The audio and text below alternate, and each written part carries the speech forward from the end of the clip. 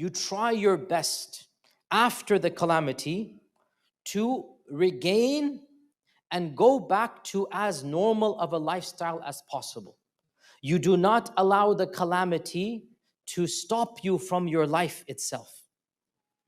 You don't dwell in the past, and because of a past tragedy, continuously live in misery, live in pain. No, you sort of force yourself to move on and get back into the energy of life, the rhythm of your schedule.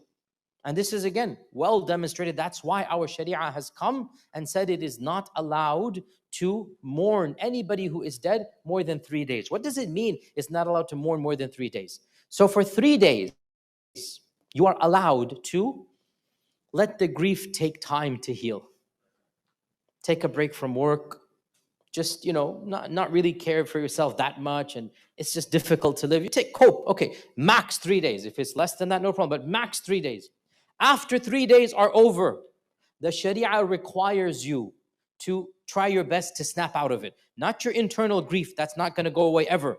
But your external body has to get back with the program. Why? Because our Sharia is not a morbid Sharia that you live in the past. It's the Sharia that teaches you how to live your life in the future. You cannot allow a past tragedy to affect the entirety of the rest of your life. That's not what Allah wants. Now, you could be in pain and suffering. Our Prophet ﷺ, as we know, loved Khadija immensely.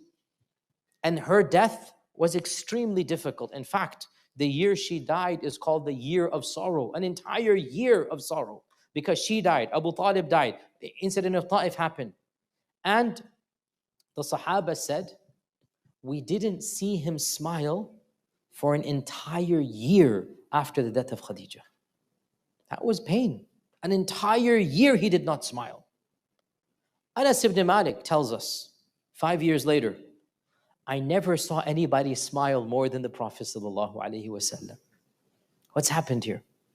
Anas never saw him in Mecca. Anas saw him in Medina. Anas said, I never saw anybody smile more than the Prophet ﷺ. This is what it means. Okay, the pain is there, the grief is there, but you need to move on. When we talked about the incident of the death of Ja'far, the brother or the cousin of the Prophet ﷺ, when Ja'far passed away, his wife Asma bint Umays, she married Ja'far. Ja'far died. She married Abu Bakr. Abu Bakr died. She married Ali. So she was married to 3 people of Jannah, one after the other, subhanAllah. And she had children from all of them. Can you imagine? So there are half brothers of Ja'far and Ali and Abu Bakr, subhanAllah. All of this from Asma bint Umays. So, and I have a whole biography about Asma, you can list her. So Asma, she was at the time a young lady. Ja'far passes away. She's in her mid-20s. And she could not cope with his loss. And she began wailing because she wasn't accustomed to not wailing, even though it was not allowed. And our Prophet ﷺ attempted to stop the wailing via the servants, but they did not succeed. So on the 3rd day, the Prophet ﷺ visited the house of Asma. 3 days he gave her to calm down, to let her grief come to terms. And then he said, from now on, there shall be no wailing for my brother Ja'far. Then he called the children of Ja'far, and they were neglected completely, disheveled, dirty, they hadn't taken a bath, whatnot, because for 3 days they're mourning. And he called for a barber and cut their hair, and he gave them new clothes, and he arranged for food to be given to them. I want you to think about why he would do this when they've just become orphans. Give them a haircut? They've just lost a father, and he comes over with basically the equivalent of gifts. Why?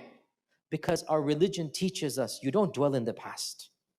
Whatever it is, whatever tragedy happens, you need to move on, collect your wits, and continue with life. You cannot live completely lost in the memories and the pain and the suffering of yesterday. That's not our religion. And in fact, it is authentically reported as well that our mother, Safiya, Binti Huyay. Safiya, of course, was from a Jewish tribe. She converted to Islam. She married the Prophet ﷺ. She had no Muslim family members. She had one brother who passed away. She had no family in Medina except for one brother. And the Prophet ﷺ passes away. She has her brother who visits every once in a while. Then her brother dies. It was a very difficult time for her. She had no family at all. Her brother passed away.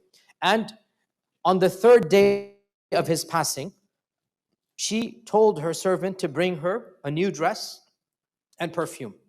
She put on, she's a widow. The Prophet has passed away, right? So she's no longer, she's not, there's no husband in her life. Her brother's passed away. She wore a new dress and she put on perfume. And she said to the servant, I have no desire to dress up right now. But the only reason I'm doing this, the Prophet ﷺ said, it is not allowed to mourn somebody for more than 3 days. And today is the end of the 3rd day that my brother has died. I need to move on now. She's doing this psychologically for herself.